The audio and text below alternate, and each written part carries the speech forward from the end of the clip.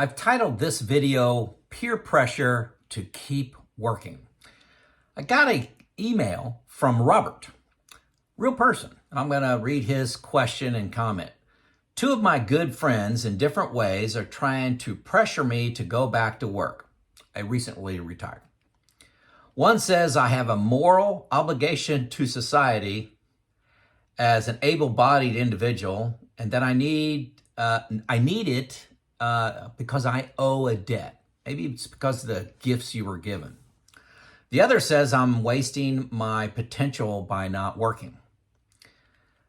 I feel that I am fully engaged. I'm reading a lot. I'm looking at some passive side hustle ideas, helping my mom. I'm writing 2 books. I'm looking into volunteerism. Sounds like I'm pretty busy. I'm pretty happy, and I can't imagine having a regret when I'm 80 years old of leaving my 80-hour work weeks. What are your thoughts? You may have been able to tell I had a hard time keeping a straight face when I was reading that because, I went through this, but it's been a little while ago. For those that I have not met, my name is Joe. I'm 59 years old. I retired 5 years ago, and I'm trying to share my journey before retirement, making the decision to retire, and what I've learned on the other side of retirement to help you on your journey.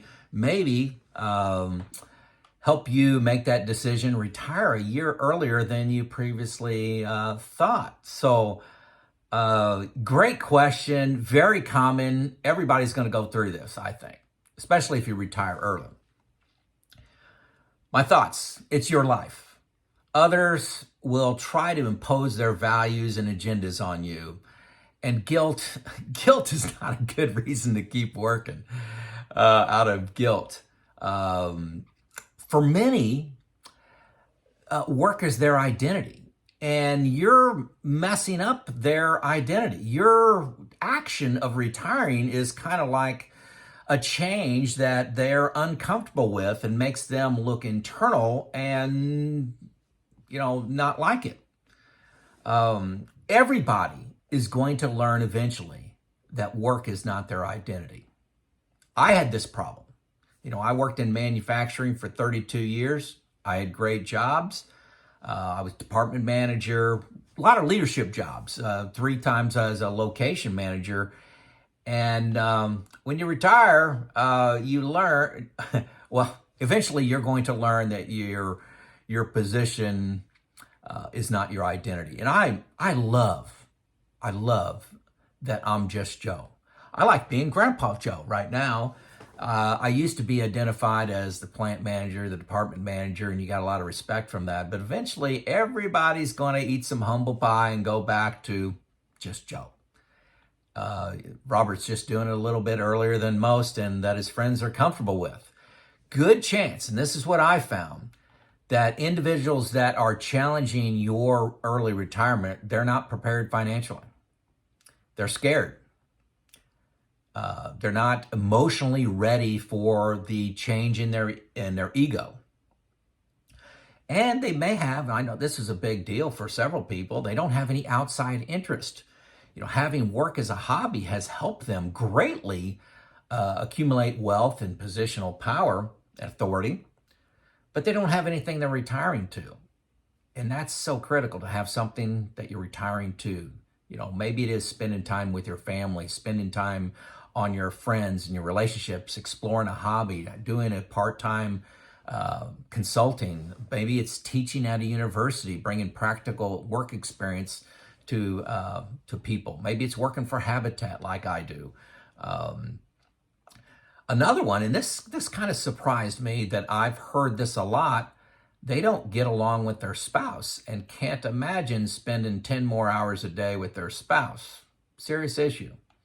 A lot of divorce happens in retirement. What Robert is retiring to, I think, is noble. Helping his mom, volunteering, focusing on his health and relationships. I think that's great. So I want to go into a different part of this video, and I don't know why I linked this together. I just did. But I'm labeling this section absurdity in the workplace. I'm on a board at a local manufacturer. It's actually the company I retired from. And I mentor a handful of plant managers and maintenance managers. And 5 years looking back on working, there's some things that are just funny. My first year of retirement, I had thoughts about going back to work. Did I retire too early? I retired to doing some consulting and reliability and maintenance. I wanted to do 1 week a month. And that started off great, but then COVID hit and that all went away. And I went with, I created this YouTube channel. What always happened to me when I was having those regrets and those thoughts is I'd get a call from a colleague, somebody at work, and said, "Hey, Joel, I need some mentoring, need some coaching from you." And they'd tell me about the politics of work and the frustrations and the decisions and all this kind of stuff. And I always ended the call with, "Thank you." I was having some crazy thoughts, missing some of the good things about work, and I didn't remember or started to forget the bad things about work. I'll talk about a couple examples here. So yeah, you're going to face this, especially if you retire early. And when somebody reminds you of the bad things, you go, "Oh, thank you, thank you, thank you, thank you." Another thing that I thought is absurd is, actions by management without knowing current state. Management people are busy. They manage from their history. They manage from KPIs, key performance indicators, and from the conference room. And they don't know current state. They don't know the real problems that the workers are facing, and they implement solutions that, I'm telling you, 9 times out of 10 are wrong. And then, you read about change efforts in manufacturing and they say 90% of them fail. Why do they fail? You didn't understand the problem. So they're putting in solutions without understanding the problem.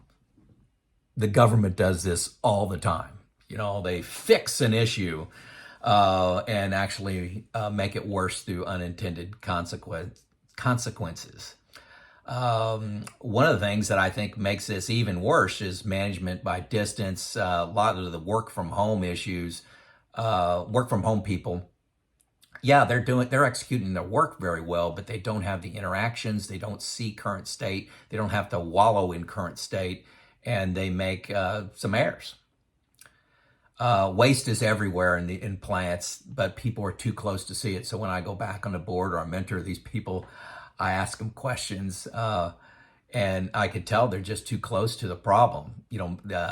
Meetings, it was common for me to be in meetings for 8, 9 hours a day, and yet poor communication. Another one that popped in my mind was some of the HR and safety training videos I had to go through. Seriously, after 32 years, I'm taking some basic introductory HR safety training just so somebody could check a box. I wasted probably 5% of my time with just rolling my eyes, taking training on things that I could have taught the class.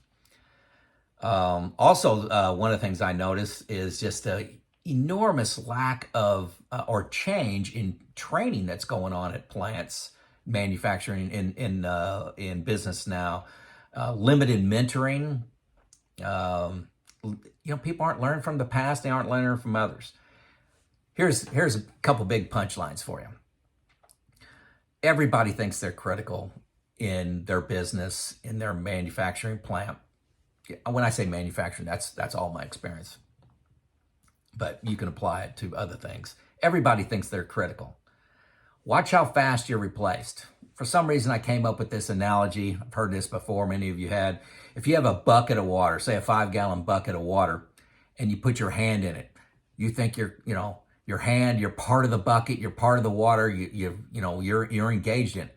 Pull your hand out. The bucket's still full of water. You're going to be replaced faster than you think. Here's an example. I retired. I was the location manager. Large operation, had a lot of initiatives going on. I wanted to make sure they kept going. I went through my transition with the individual. I said, hey, here's 10, 15 things to keep moving. These are important. Here's what I see in the next 3 months, 6 months, a year. Please call me. I want you to be successful. How many calls do you think I got? How many emails do you think I got? 0. Absolute 0. That was a little humbling. I laugh about it now. It was an ego thing for me. I probably wouldn't have called the next guy.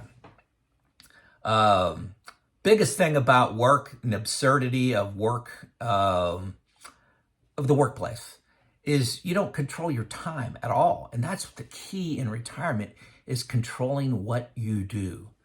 I got up today, not by the alarm clock, exercised, read the newspaper on my phone, did a few email.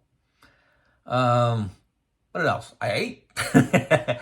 And I'm getting my oil change this afternoon, making a couple videos here. So I do whatever I want. I've got a call with a friend later on today too. He's working. And also one of the things you got to remember about your being in the workplace, your health is suffering.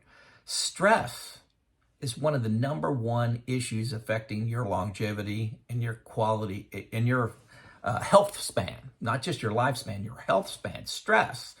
Are you getting enough exercise? Is it a priority to you? Do you exercise when you want to? What about diet? Are you stress eating? That was my problem. So health is suffering.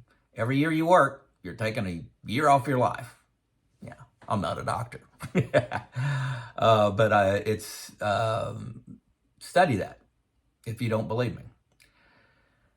Second thoughts and regrets are common, folks. But we tend to remember the good things, the friends, the accomplishments, the being part of a team. And we forget about those things that are frustrating, like the canceled projects that you've invested 2 years into, the frozen salaries. We can't give increases. You got to do the work of 2 people now because business times are tough. You got to get approval to spend $5.